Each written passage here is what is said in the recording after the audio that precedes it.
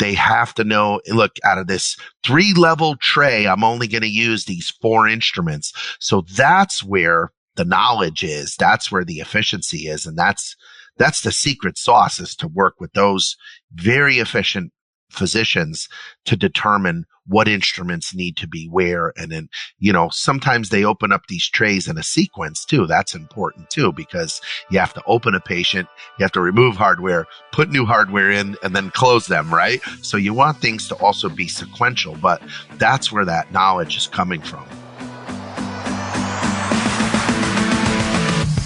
Rising above the buzz of ultrasonic cleaners and the clanking of stainless steel are the ideas and voices that are changing an industry. You're listening to the Beyond Clean podcast, the central nexus for the people, processes, and products that are improving our sterile processing world. Each week, we speak with frontline technicians, CEOs, engineers, and entrepreneurs with a common goal to help you fight dirty. Every instrument, every time. Whether you are tuning in for education or inspiration, we're glad you did. Now turn on those washers and turn up the volume. It's time to go beyond clean.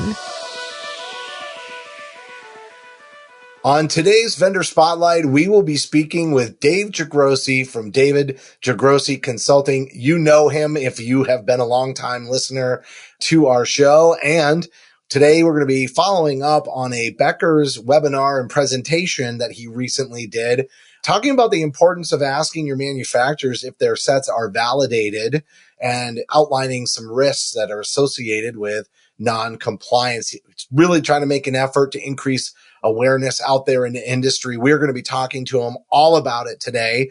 And he's getting a little famous. He's doing the Beckers. So Dave just continuing to be actively involved in the industry. He'll even have an update and a plug on participation at the latest AMI meeting. So stay with us. We're going to be right back with Dave after a short break.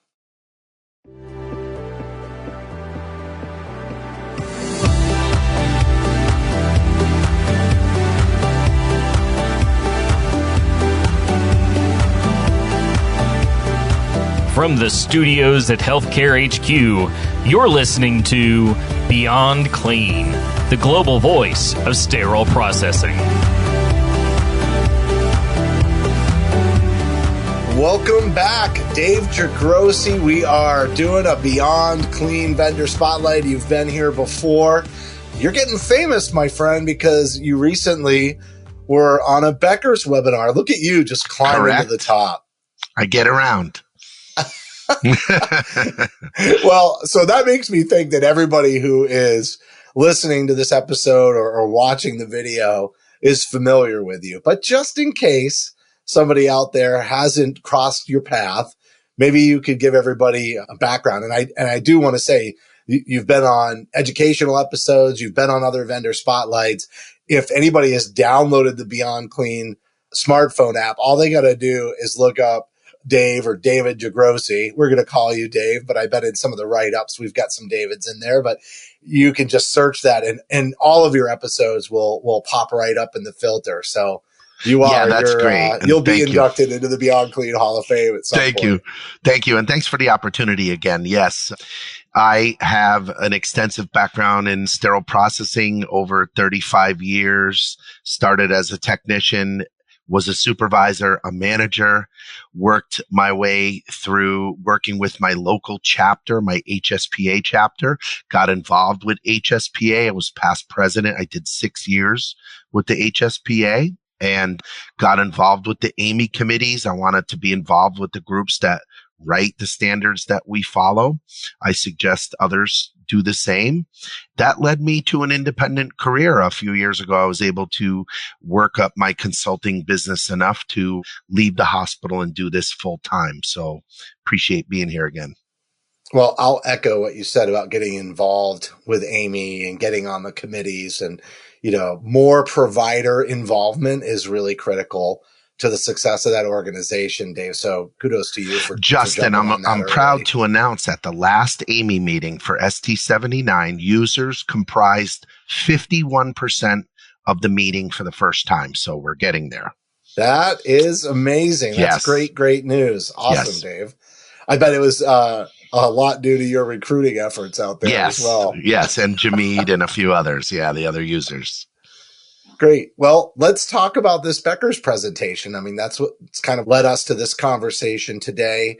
They're really talking to you about the importance of asking your manufacturer if their sets are validated and understanding the risks associated with non-compliance. And so, I think maybe setting the baseline here, this is a kind of a complicated topic. How much awareness do you think there is out there in the industry? And I know not everybody knows exactly what we're talking about. And we'll take a deeper dive here in a second, but how much awareness do you think there is around this? And it sounds like your Becker's presentation was extremely successful in increasing awareness.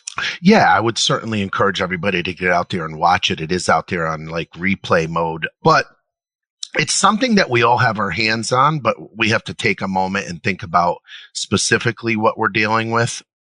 And in a lot of instances, and in the Becker's presentation, we were really trying to focus on instrument sets that are configured by the manufacturer and cleared by the FDA as such. And, we throw a lot of terms, Justin, as you know, we call them loaner trays, or sometimes those trays the hospital may buy them. They may live on our shelves. They may consign them to us, or they may come in and out of the hospital for each surgery. That's really what we were focusing on, and dealing with the potential reconfiguration of those trays once they do arrive into our sterile processing departments. So, I mean, let's go a little bit deeper on that, right? So the awareness is sort of there, but like you said, a lot of terms get thrown around. Let's dial directly in on something that you said, which is, the FDA clears a lot of that typically non-hospital owned inventory, right? In many cases, it's vendor managed, so to speak, but yet we're reprocessing them in sterile processing. So what is the risk of not using an FDA cleared organizational tray when you are trying to consolidate sets? Because obviously, you can get 7, 8 trays coming in for a particular procedure, and yet they're not going to use all of those instruments. So there's a big move in the industry to sort of consolidate those sets down so that there isn't so much extra work and inefficiency in the reprocessing process. And so, specifically around this, what are the risks, and maybe even help us understand the difference even further between maybe regular sort of organizational, like general instrument trays and organizers versus when we're getting into this area around that loaner or consignment tray. Yeah, that's great. It's good to clarify that. Like you said, just like we said in the beginning, not everybody may know who I am because there is a lot of newbies in the field. So if you're newer to this field or you have been in it, you have to think about what we do. We put trays together in sterile processing. We'll use, mesh baskets, and we put our Kelly clamps and our regular instruments together, and we follow those instrument IFUs. And Amy gives us guidance on how to do that in the department. And you'll see some of that in the Becker's webinar that we did, showing what we do in-house, so to speak. But when we start getting into these pre-configured trays, we'll clear up some terminology here. When we talk about things being validated, that means that any medical device company that sells things in the US has to get this clearance, has to be cleared through the FDA. And to achieve that, they're typically either using their own internal labs or they're using offsite validation labs to compile all that data. And then they submit it to the FDA and it's cleared. So the other term I want to clarify is verification. So if you could follow those steps, a manufacturer does testing validation, then they clear it through the FDA. And typically when it comes to our departments, we do verification testing. We kind of confirm everything that was going on.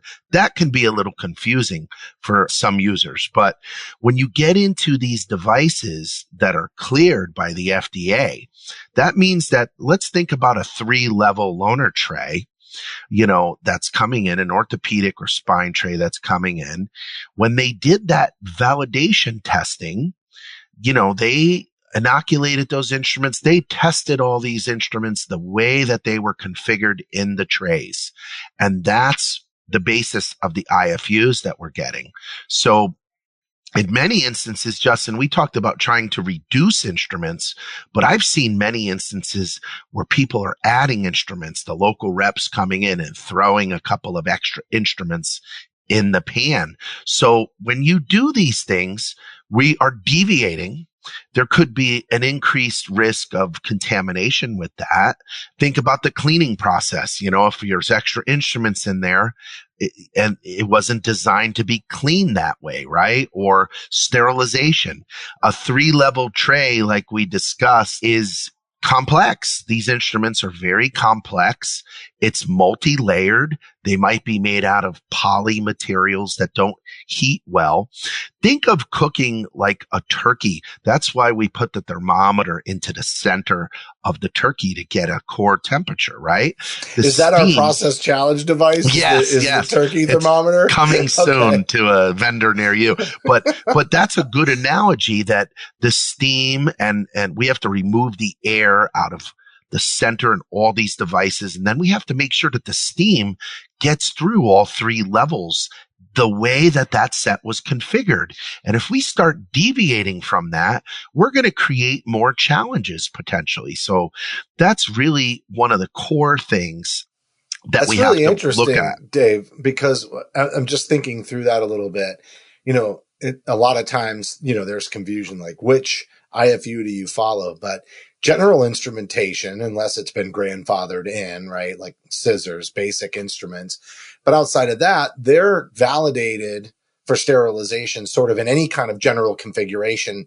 What you're saying is that the way that these many of them, probably not all, I don't want to make a blanket statement, but many of them, the way that they're validated is in a specific configuration, not instrument by instrument. Correct. If you actually look at an IFU for one of these loaner trays, for the instruments, it will say, it'll be a blanket, just like we do with our major instrument companies. If I can name names like an Aesculap or a V. Mueller, there isn't an IFU for a Kelly clamp and a sponge stick and a so on and so on. It gives us a blanket IFU, or else we'd have 10 million more IFUs out there, right? So it's the same with these instruments, and then they're being configured into a certain arrangement and then being tested that way. So we have to consider that the IFU that we're given for that tray is based on that configuration.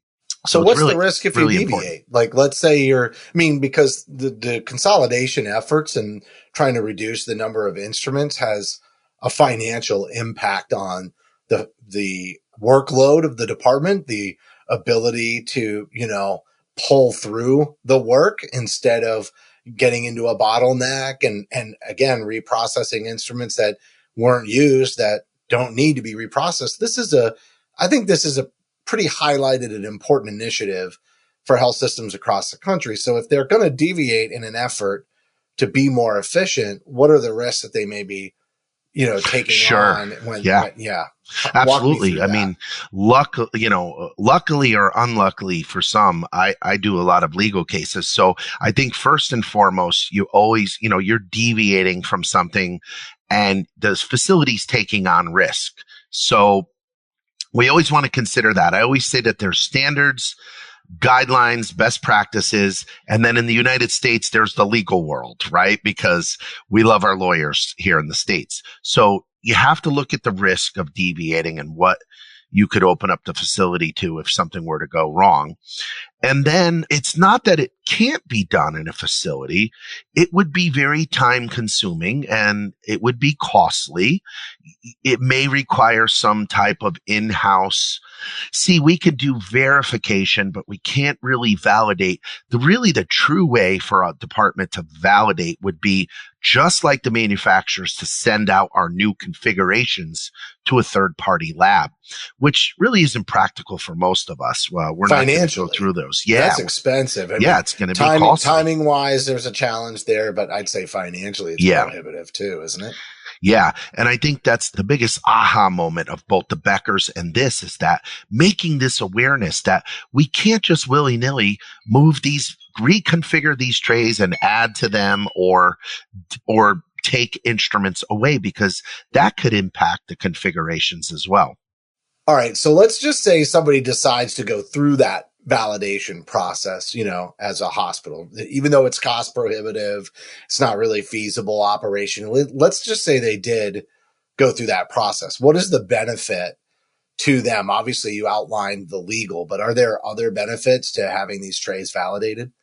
Yeah. I mean, if you think of legal really being on the back end, like you didn't do something correctly and then you were taken to court over it. Like we want to do the correct thing up front. We want to make sure that we can both clean and properly sterilize these instruments from the get-go. Like if it's 1, 2, 3, the legal ramifications is number 3 on the back end, but we don't want to find out we're doing something wrong until it gets to that point. All right. So what do you see people out there doing? Right. So obviously, you kind of already talked about it. You've seen vendors adding instruments into the tray but what else? Like what else are they doing to sort of navigate this from trying to optimize it? I mean, are they just like, creating their own instrument trays in some way, or like, how are people Correct. dealing Yes. with this? We covered a little bit of this with the Beckers.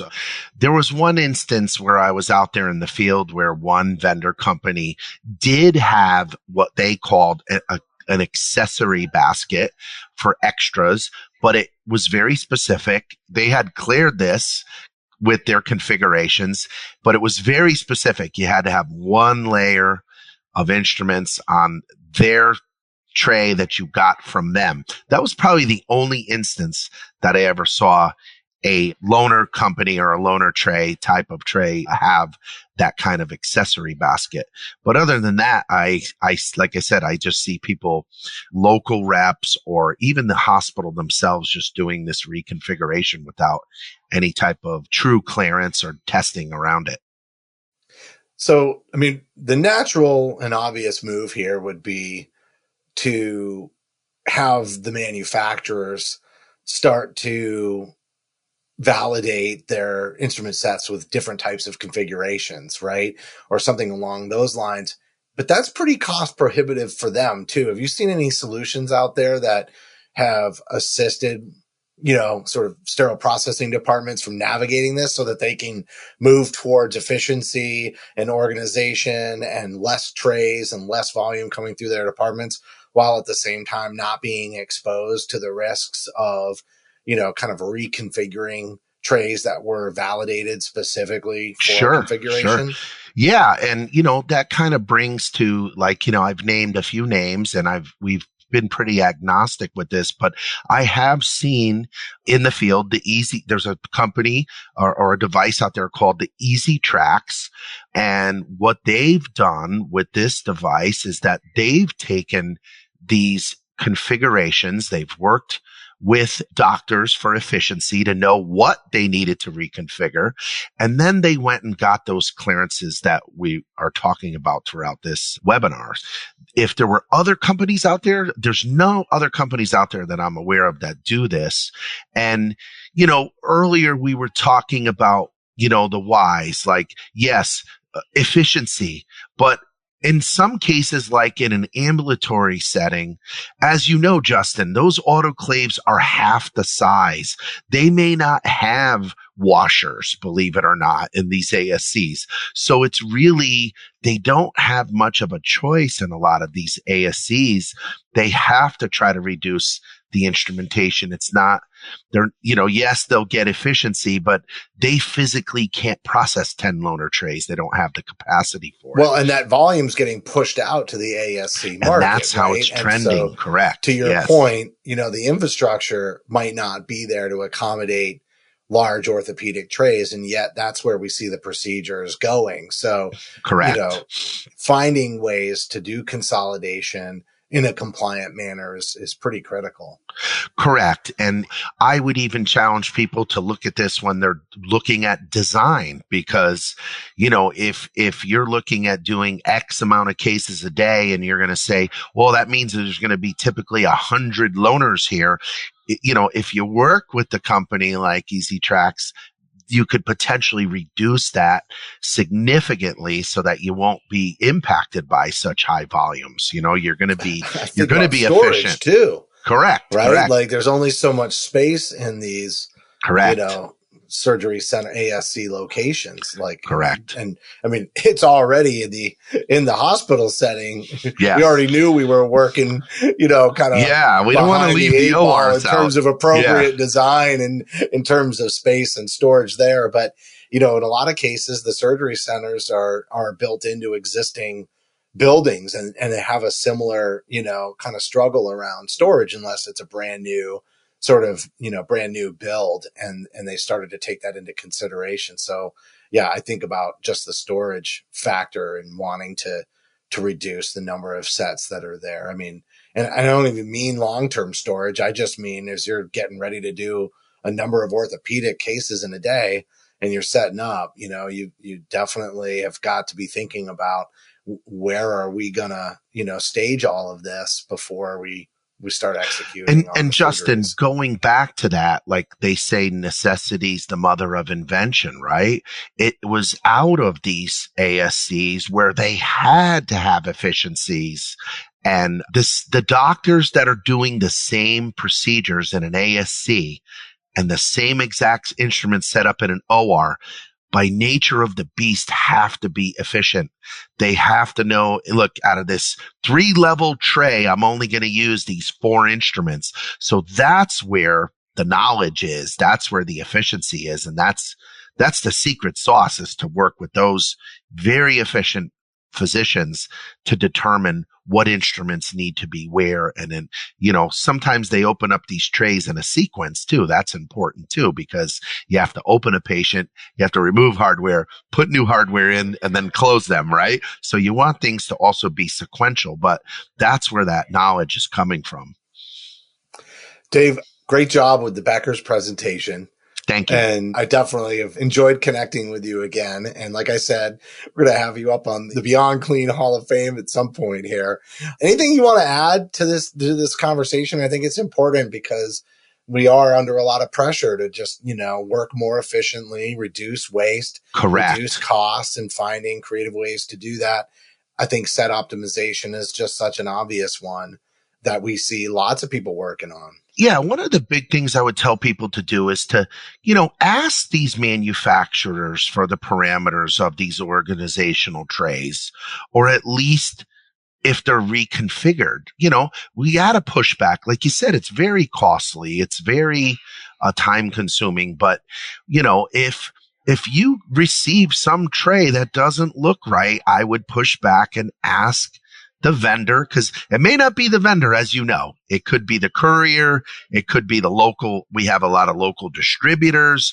The local distributors might be deviating and moving these trays into their own configurations. So just be a guard dog. That's what we are. We're at the front line in SPD. We're the ones that need to stop the line and make sure that our patients are safe.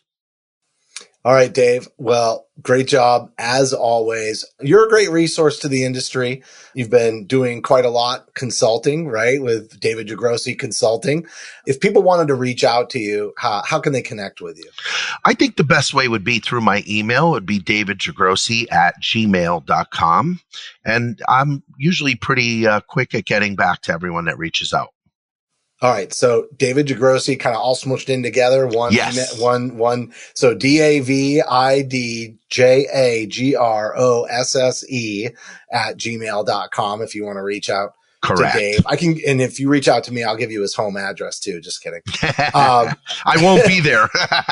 He probably won't. That's right. No. You'll be traveling all over the place. Yes. Dave, great job. And also you talked a lot about EZ-TRAX towards the end of the conversation today. If anybody wants to learn more, they can go to www.totalsolution.com. Yeah. And they can find IST1 Tray on LinkedIn, Facebook. They can send an email to info@onetray.com or call 937-619-0138. And as always, follow the One Tray IFU for use. Yeah, Dave, changing the game, like you said. Yes. And thank you for the opportunity. And it's good talking to you, buddy.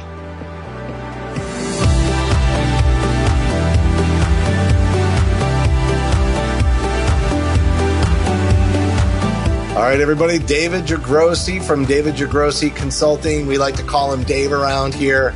No joke. I swear he's going to be in the Beyond Clean Hall of Fame. Good friend of the show. Great to have him back talking about the risks of reconfiguring trays for obviously good reasons to increase efficiency, but doing that in a way that can reduce your risk and reconfigure these trays in a compliant manner. So Dave gave out his email there. If you have any questions for him, definitely reach out to him. He said 35 years in the business. He's a great resource. You can email him at davidjagrosse@gmail.com. Again, that's davidjagrosse@gmail.com. And today we talked about Dave's appearance on the Becker's webinar. If you'd like to check that out, it's titled Mastering Orthopedic Tray Management and Compliance with Becker's ASC. And you can head on over to the One Tray YouTube page to find that and watch for yourself. Dave, great job today. And thank you all. This has been another Vendor Spotlight on Beyond Clean. Thank you for listening to this week's episode of Beyond Clean. As a reminder, you can help support us by subscribing to Beyond Clean on your favorite podcast app or by downloading the smartphone app on iPhone or Android. Simply search for Beyond Clean in the App Store or Google Play. The best thing about downloading the smartphone app is that you can access bonus content for certain episodes and view episodes in certain categories, like articles on the go and vendor spotlights. Are you following us on LinkedIn or Facebook yet? If you are and you love an episode or post, then let your social network know about it. Like, comment, or share our posts along with your thoughts and keep the conversation going. If you have any topics or guests that you would like to recommend for a future episode, just send us an email to info@beyondclean.net. We look forward to hearing from you.